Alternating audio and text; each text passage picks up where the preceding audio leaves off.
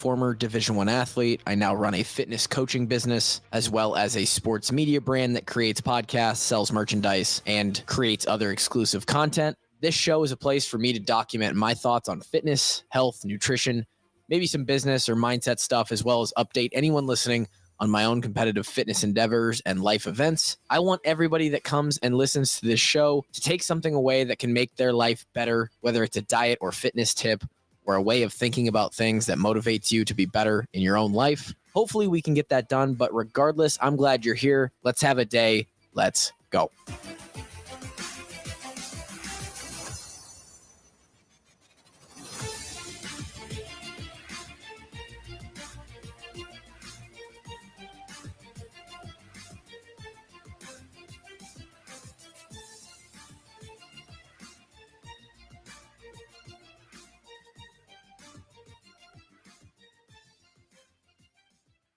And you get to hear about my disc golf explorations.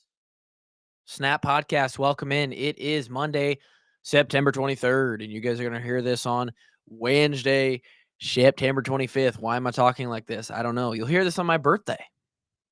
Happy birthday to me. When you guys hear this, your boy's 30 years old, and I look better than you.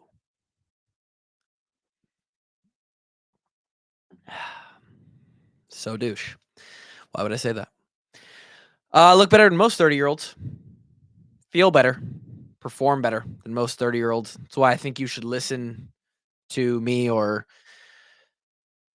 get coaching from me or do my programming or take nuggets from this podcast. I think what I have to say and what I've experienced, what I've found in my self-exploration of the fitness and nutrition area of our life, I think it's valuable. I think I know what I'm doing pretty much. Today, some random topics of discussion around fitness and nutrition. I tracked for the first time in a long, not a long time, but probably 3 months. Took the summer off just to relax, take a little bit of the stress out of the details of the side of my life that is the working out and nutrition. Not tracking my food was one part of probably 4 or 5 things that I relaxed on this summer. And so this first week was a bit illuminating, always is. Every time you get back into tracking, it always is. And I think it's one of the most underrated things for somebody who wants to just get healthier in general, but lose weight for sure if that's one of the goals. Just understanding what's in your food, caloric content wise. And then even further than that, being able to see like the proteins, fats, carbs, learning about sugars. The numbers really help when you have them in front of you. So we're going to talk a little bit about the tracking and what a little bit more than a week of data has told me so far. I got a brand new scale for this reset of tracking. And as you guys know, if you've listened to the podcast before, the 3 things that I like to track, at least on the data sheet that I keep on my Google Sheets, is my total calories, the amount of protein, grams of protein that are within those calories, and then also my daily steps, my step count. This was really big back in the earlier part of the year, basically the first half of the year through June when I ran my half marathon. We were getting lots and lots of steps back then. And it won't be as much of a focus. Like my current training and my workouts right now are not super focused on, or even my day to day are not super focused on, hey, I need to make sure I get a couple walks in every day. Uh, Although I do stand by the fact that if you're trying to lose weight or you're trying to manage your weight in any sense on a downward side of things, you want to lose weight, you want to lose body fat, walking is one of the best ways to do that. It's just one of the best things you can do to be metabolically healthy in general. And so we'll monitor those steps over the course of this. And then it was fun to kind of see where I'm at diet wise. I've been eating like a total asshole for basically 3 months. With a floor of I'm generally healthy for basically lunch and breakfast, but dinners, desserts, basically every day, weekday or weekend for the last 2 to 3 months have just been It's been very relaxed. Fortunately, because I have a huge training base, I know what I'm sounds so just brash, but I know what I'm doing, so it doesn't really affect me, but, we'll get into the numbers here in a little bit. Before we do, a couple other things. Fitness update. We've talked about last week how I'm going to be starting now, or at least starting last week, I was gonna start upgrading from this lackadaisical summer that I've had slash into eh, the beginning of the fall here into eventually full on two-a-days. I don't think two-a-days are necessary year round for what I'm trying to do, and what I'm trying to do is make a semifinal or basically make the penultimate stage of the CrossFit Games season, whatever that happens to be this year, because they always change it.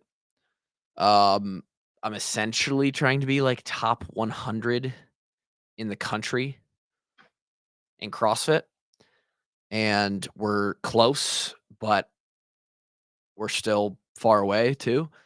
We're gonna try and close the gap on that this year. In closing that gap, again, I like I said, I don't think that at two-a-days are necessary. In fact, there are some fringe games athletes, top of the top 10, top 20, who actually are only training one big session a day. So I know that it's doable. It's the work that gets done in that time that has to be super intentional, well thought out, and directed towards what I need to be better at. Nonetheless, the biggest thing that takes time in the sport of CrossFit is building to be at the elite level of which I'm trying to reach is building an aerobic base. A lot of people come in with strength. A lot of people come in with that aerobic base, but for someone who doesn't, me, aerobically, I don't work correctly, at least relative to these other athletes. Um, the zone 2 that I've talked about over the last several years, it just takes a lot of time to gradually grind your ability up in that area of your fitness, and the progress comes slow and in very small increments. I guess was that within I think I did that last Sunday, actually. I don't remember. Uh, I did an FTP test. So for anybody who's in the know on that or is curious, that's essentially like for anybody in the endurance uh, community, specifically biking, anyone who's into cycling, your FTP is your functional threshold power. I think they claim you can hold. You basically do a 20-minute test. I don't think we talked about this last week. You do a 20-minute test on a bike. You go as hard as you can and sustain it for that 20 minutes. You sustain as high of an output as you can. You get a wattage number, an average watts. That's your power. And then you take like point 0.9, like 90% of that, 90 or 95% of that. And supposedly that's what you can hold for like an hour. I banged out a 251.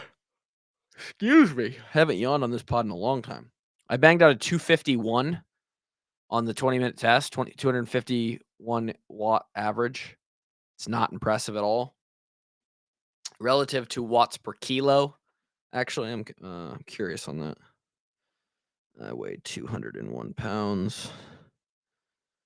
So I'm 91.3 kilos. 251 divided by 91.3. That's not horrible. It's approaching 3 watts per kilo. It's right at 275. 2.75 watts per kilo is my FTP. I think the best in the world is like 6 or like even maybe pushing 7 is what I've heard.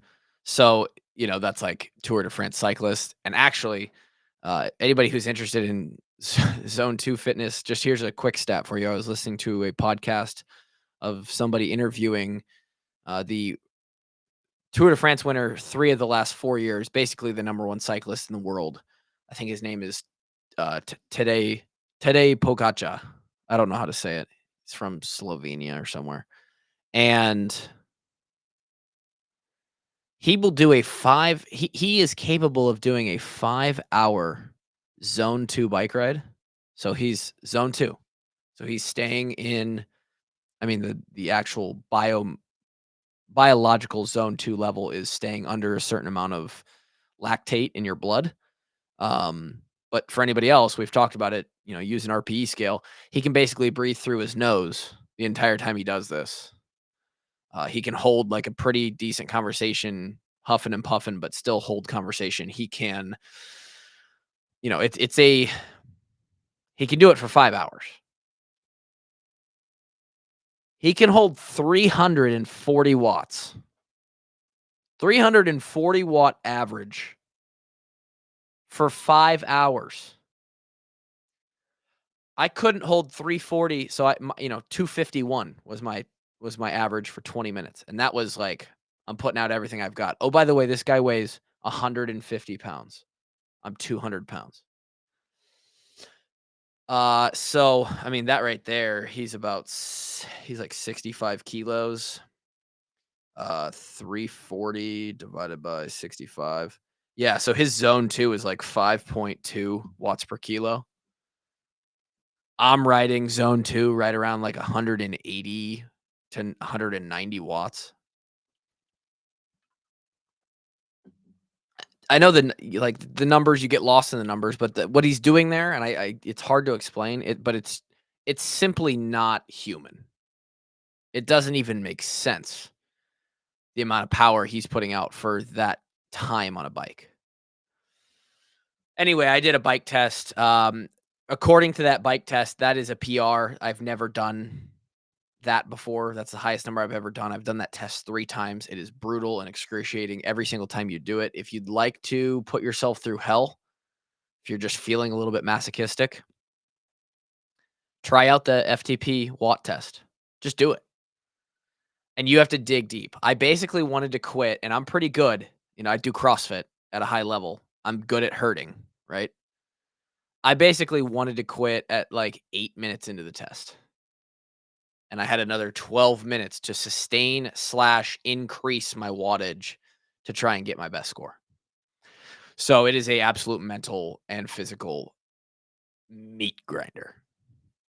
Just it gives me so much anxiety every time I do the test. It's crazy. Anyway, that was fun.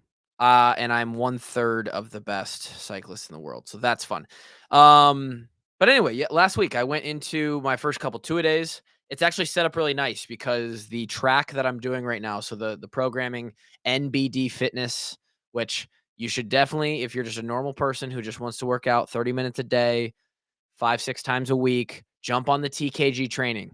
TylerCluver.com. It's on the screen if you're watching the YouTube, or hit up my social medias. You can find it there. You're going to spend $18 a month for workouts every single day, warm ups, cool downs. You're never going to do the same workout twice unless we're testing and retesting. You're going to work on aerobic fitness, body weight.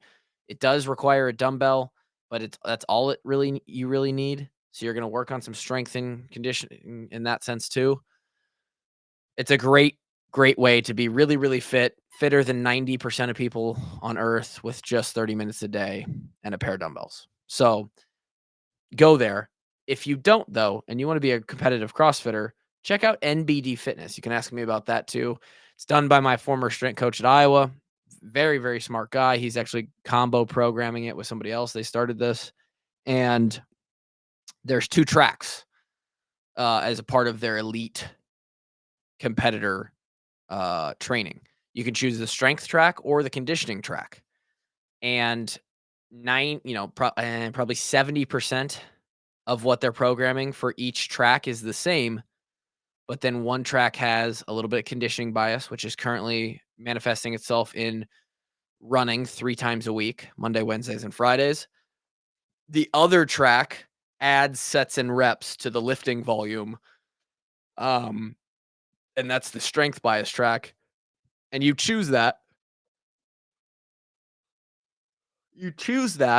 another yawn, based on what your weakness is. So, I've decided, or I've determined, that for what I'm trying to do, the workouts, the stages that I'm trying to be the best at, my strength is not really a factor, and it's my conditioning that holds me back more. And so I'm doing the conditioning track, therefore, I'm running a bunch more, adding in a morning session 1 or 2 or now 3 times a week as we continue to go a little bit further into this. It'll be 5 days a week where we're doing, not always the conditioning stuff, but it's more gymnastics, it's more, more lifting, more everything. Um, it makes it nice because the pieces you can just kind of pluck. And this morning I had like a 20-minute run piece, 4 by 400 run hard with a 400-meter zone 2 recovery pace, 4 rounds of that, and then finishing the entire set after the 4 rounds with like a 200-meter sprint. Easy, right? I can warm up for that and be done with it in 30 minutes. That's the kind of stuff that we're looking at as far as me adding in volume to my training. Eventually, that will extend. The morning will, be closer to an hour, 75 minutes. The afternoon will continue to be 90 minutes, 2 hours plus, especially once we get into the new year and we're close to the open. But that's sort of what the gradual increase looks like now. We've gone from basically 90 minutes or 2 hours a day to 30, 45 minutes in the morning, a couple days a week, with that 90-minute to 2-hour session in the afternoon. So we're going to keep building, stacking bricks, making sure that our body is able to handle the volume increase. We don't want to get hurt. Last 2 years have been a really, really good self experiment on how much my body can handle, how much stretching and recovery I need, how much volume 2-a-days I can deal with physically. And I feel like I'm in a really good spot. I feel like this is the year, if there's going to be a year, to be quite honest. So that's what that looks like for me. And part of that is I'm going back to the gyms now consistently. It's almost been a month that I've been back in the gym on Fridays with a big 2-hour plus morning session. And there's been some other people that have been sort of gone in and out. One guy had a kid, all this stuff, but the crew was back on Friday for the first time since back in the spring. And one day into being back with the boys, I've got another competition lined up, one that is actually happening at the gym that I go to. It's their yearly competition. I don't know if there will be a whole lot of teams there, but Cole Fisher, my former teammate at Iowa, and myself are probably going to knock out a one-day competition there. Hopefully we can win that, bring that one home. Who knows? I don't know. I've done 2 local CrossFit competitions at 2 local different CrossFit gyms, taken first in both of them. Don't plan on taking anything but first at this one. That is gonna be November 9th, which is, I think, like a week or 2 after the qualifiers for the Miami competition, of which we are still planning on doing. I don't know if I'll qualify for that one with the current team I'm set to be on. Could be an alternate for the what we'll call the A team, which is Cole, a couple other guys at the gym.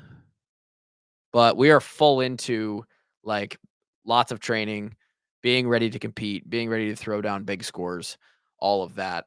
I'm excited to have another competition on the schedule. We'll obviously preview and recap that when we get there. And then finally, for this week, the disc golf update. Big weekend because the brothers were in town. They came out to celebrate my birthday, the weekend ahead of when it was happening with my family.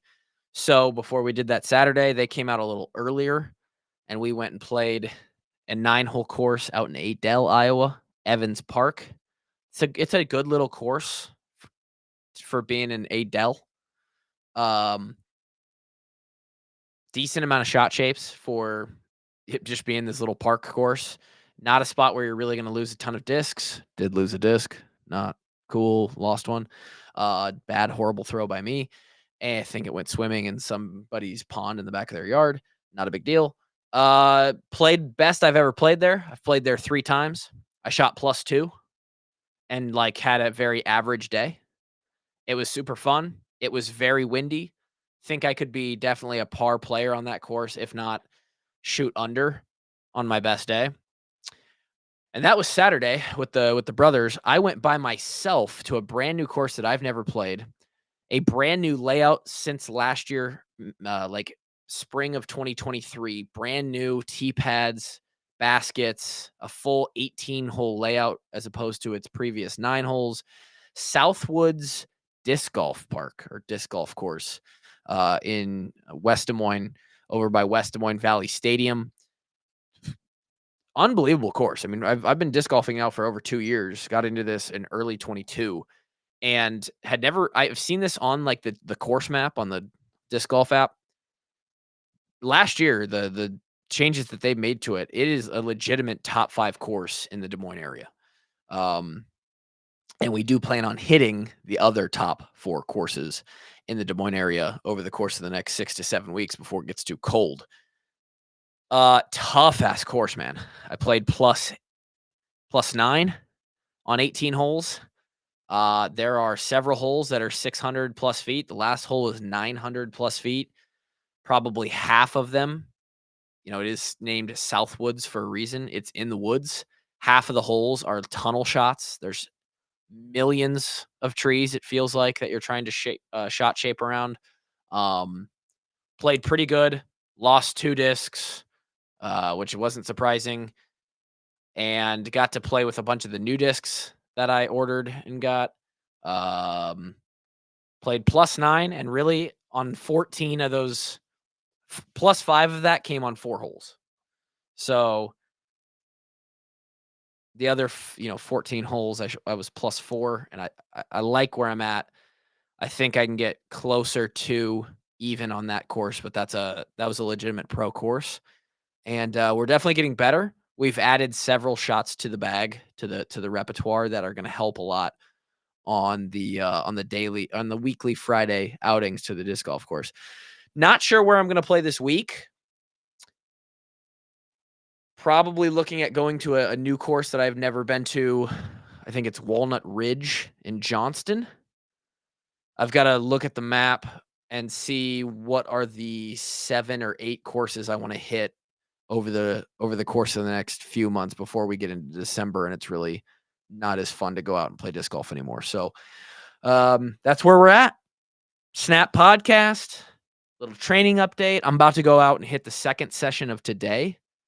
I already did, like I said, that running piece this morning. We've got some lifting and a few other things this afternoon.